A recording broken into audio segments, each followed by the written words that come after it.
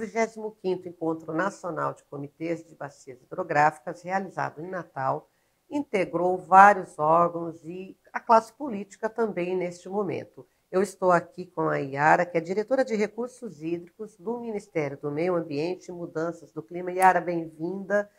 Fala para nós um pouco como que o Ministério do Meio Ambiente e Mudança do Clima vê a gestão de águas atualmente. Bom dia, Soraya. Obrigada pelo convite.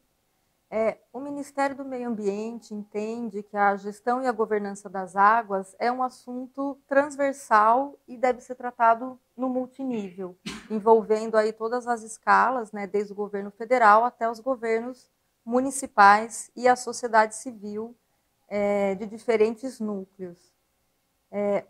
Não tem como a gente desvincular, né, Soraya, o meio ambiente da gestão de recursos hídricos, porque uma coisa influencia na outra.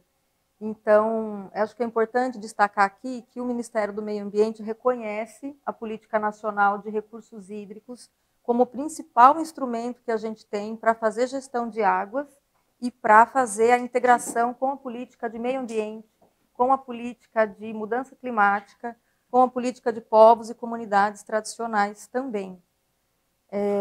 Não tem como a gente fazer mitigação e adaptação à mudança climática sem gestão de recursos hídricos.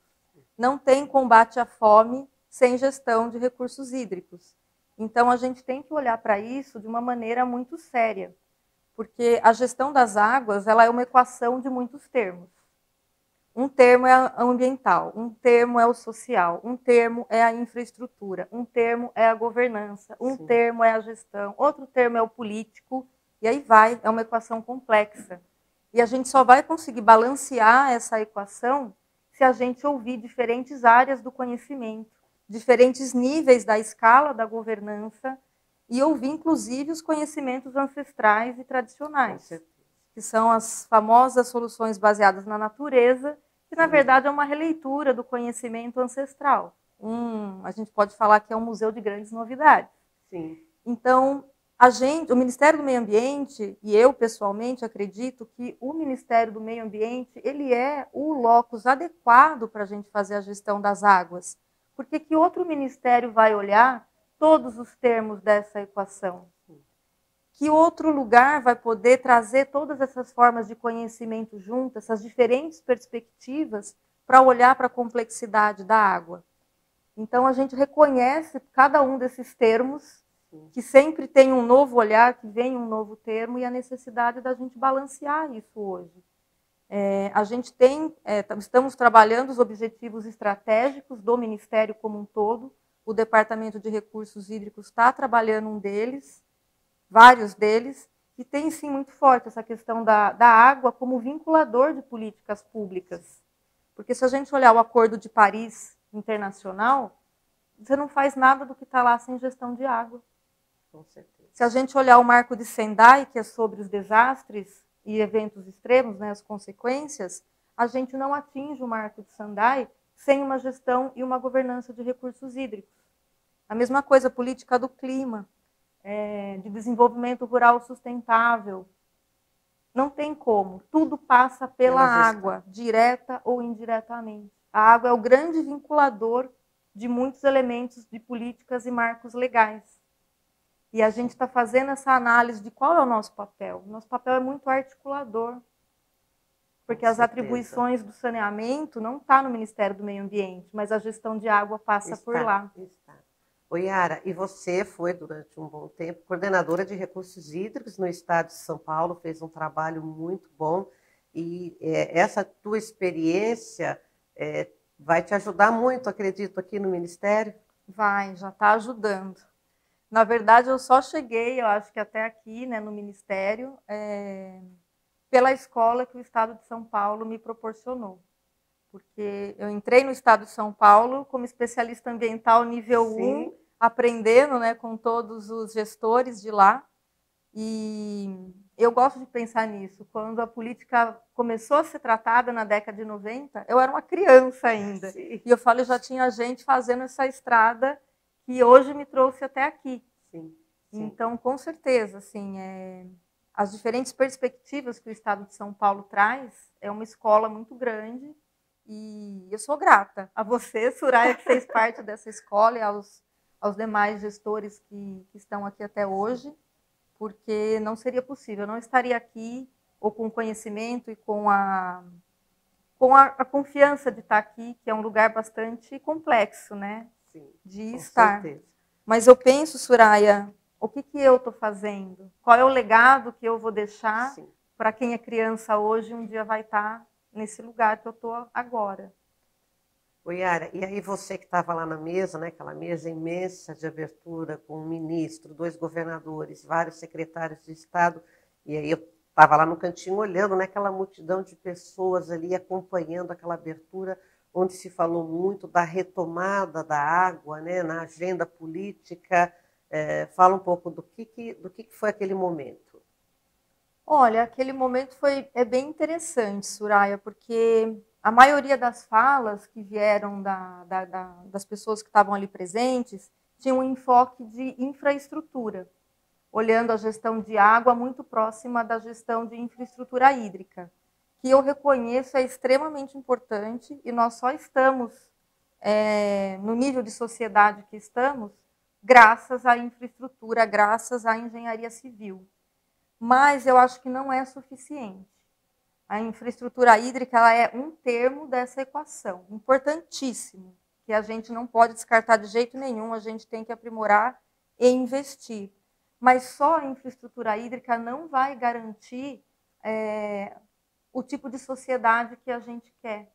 Porque aonde essa água vai estar sendo produzida, né? Eu preciso de água para encher os reservatórios que eu estou construindo. Da onde essa água vai vir?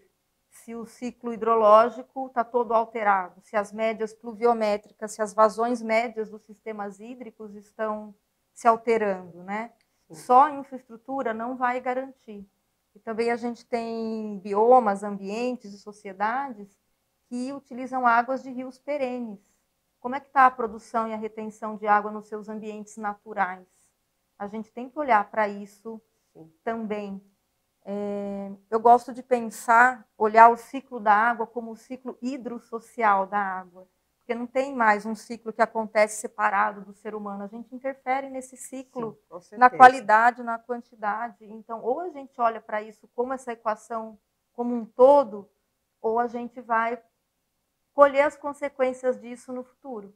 Não adianta eu ter reservatório se esse reservatório estiver sem água, ou não adianta eu ter um reservatório se eu não tenho regras de governança muito claras de quem vai usar a água desse reservatório. Como vai usar, né? Como essa água vai ser usada. A gente tem visto as disputas hídricas com o setor elétrico, principalmente, o turismo.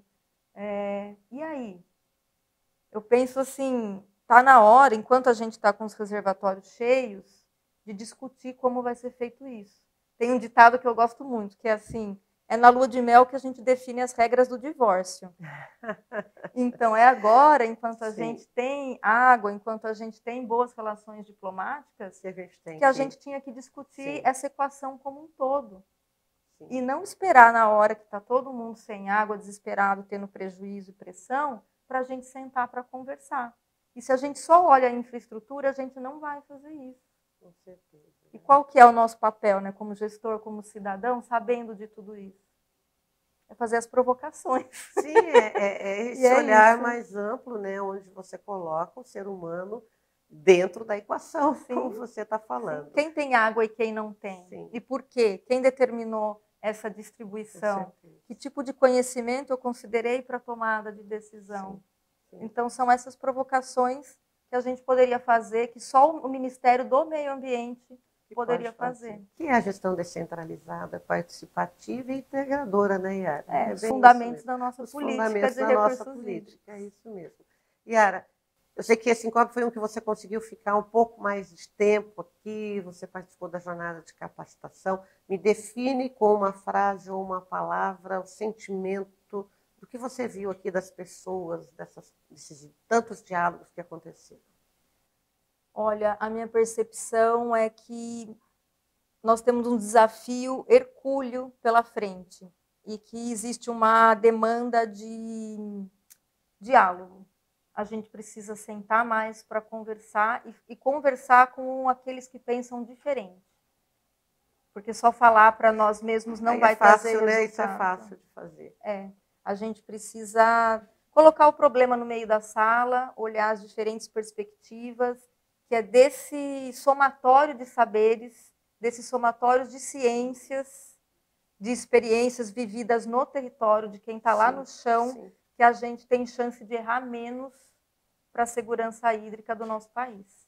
E dos países vizinhos, né? Porque os sistemas estão integrados, e quando a gente fala de gestão de água no Brasil, a gente está falando de gestão internacional de bacias transfronteiriças. É uma responsabilidade muito grande. O que a gente está fazendo, né? Como que nós vamos lidar com essa questão também, com esse desafio. Exato. Yara, foi muito bom falar com você.